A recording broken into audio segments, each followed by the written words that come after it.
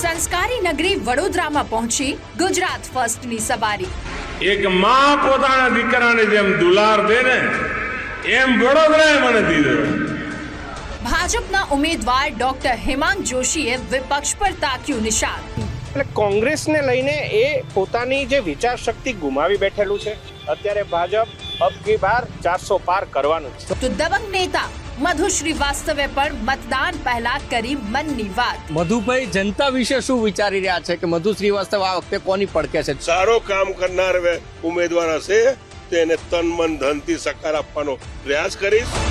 હોય વિદ્યાર્થી કે પછી જનતા, અમે જાણ્યો સૌનો મિજાજ। વિપક્ષ વિચારી રહ્યા છે કે એમની સામે ઉભા કોને કરીએ, કોઈ દેખાતું નથી નેતા એમની સામે। એટલે આ વખતે મોદી સરકાર ગમે તે રીતે બાય હુ ઓર કુક 400 સીટો પાર કરવી પડશે।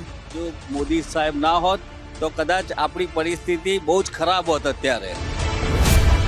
જુઓ આજે સાંજે 7:30 કલાકે વડોદરાથી લોકસભા લાઈવ સ્ટુડિયો માત્ર ગુજરાત ફર્સ્ટ પર। Sponsored by Parul university, co-sponsored by Narmada Biochem Limited, co-sponsored by Tirupati Cotton Seeds Oil।